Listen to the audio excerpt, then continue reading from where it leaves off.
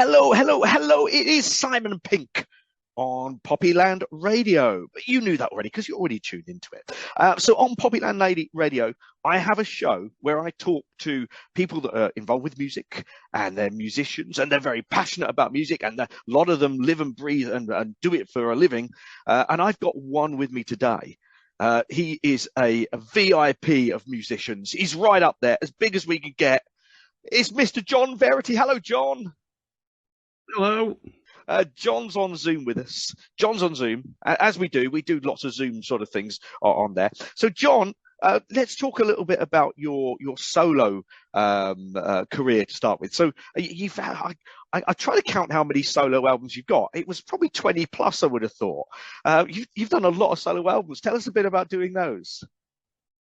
Right. Well, I kind of made after my little period doing record production, I sort of made a comeback in the early 80s because I wanted to get out gigging again.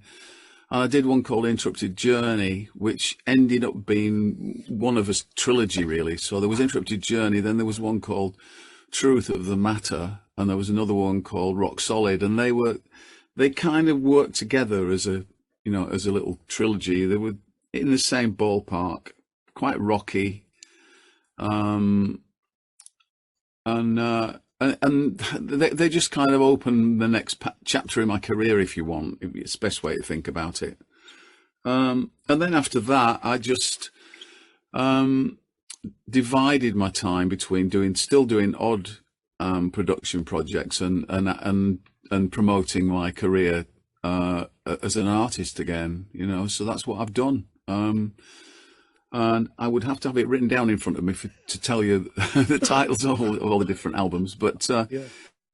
I mean, my background is kind of in. There's a lot of blues and soul in my musical background. So even when I'm doing the rockier stuff, it has got a slight slant towards that.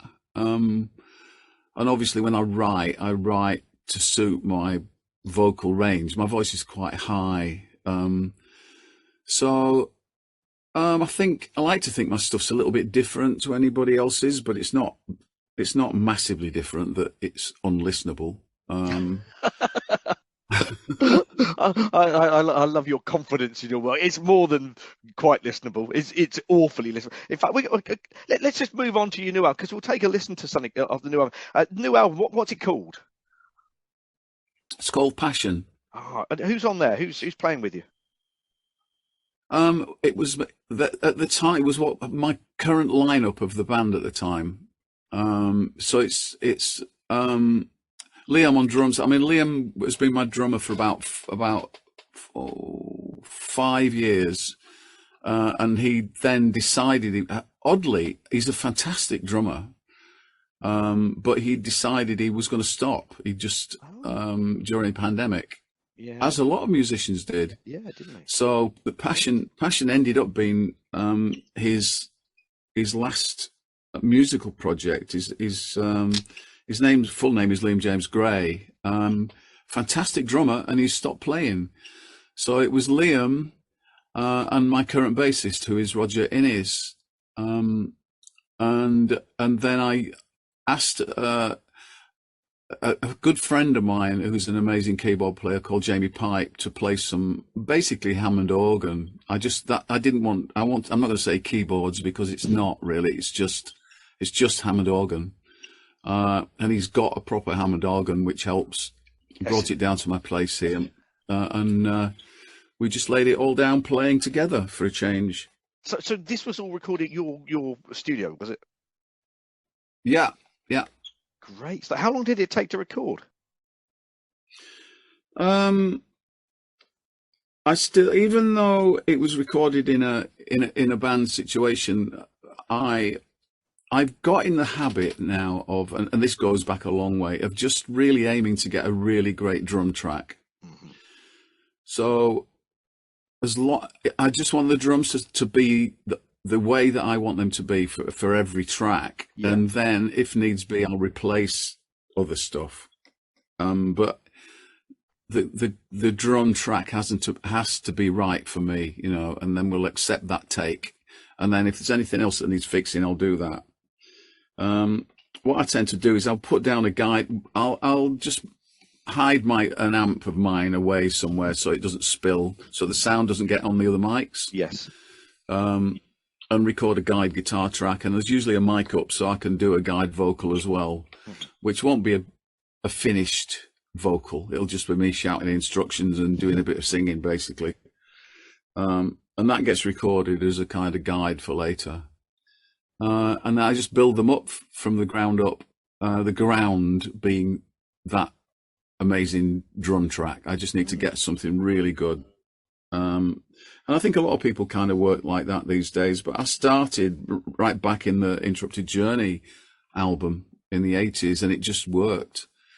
The Interrupted Journey album, it was just me and Bob Henry in the studio, with me at the desk engineering and playing guitar, with a mic above the desk, shouting instructions to Bob out in the studio.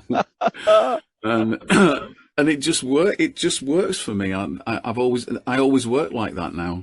If it works, why change it? I mean, that's the best way, you know. It works like that. It's brilliant. I remember our first album, we were lucky enough to have a fantastic drummer called Billy Fleming, who'd played with a lot of, he was the sort of depth drummer for Motorhead and Hawkwind and stuff like that. And we were lucky enough to use his studio.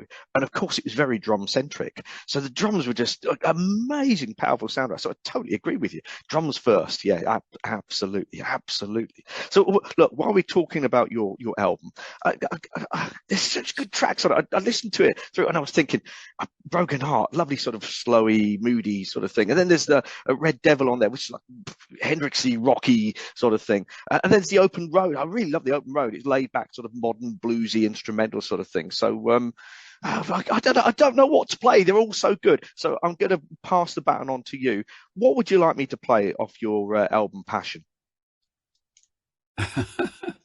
Well, I wrote all the songs around the same time, and as you can probably tell, they're kind of based around what was happening in the world at the time, you know, which is why Broken Heart is about global warming. Sorry, yes, folks. But and don't be sorry if you can get a great song out of it. Then that's you know, you're on a win-win. That's great, John. Don't be sorry. So yeah, sorry. Oh well. And then there's, I mean, Red Devil. It's about Ginger Baker. Because he's not with us anymore. No. That's why I called it the Red Devil, and I kind of recorded it in the style of Cream. It's got that riffy guitar part, and some of the little changes lean respectfully towards some of the Cream stuff. And we do it live, and I've inserted a bit of inserted a bit of Sunshine of Your Love in there, just as a little, again, just little feel things. The Open Road, the instrumental one, that was never meant to be released. I just did that noodling, as you know. I mean, as a guitarist, you'll know what I mean. I was just mucking about in the studio one day, and my wife Carol came in there and said, "That's fantastic, you should use it." And I said, "No, I'm just messing around." And she kept pestering me and saying, "Look, you've got to release that. It's stupid not releasing it." So I gave in and put it on the album. And weirdly, it gets loads of plays, and loads of people like it. And it was it was just me messing around in the studio. It's funny how things work like that, really. I'll tell you what, you're having much to say on what we're playing. Okay, we're going to hand it over to Carol to see what she wants to be played, and I think I know what she wants. She's going to want the Open Road, so let's put that on for Carol, shall we? Okay. All right, okay.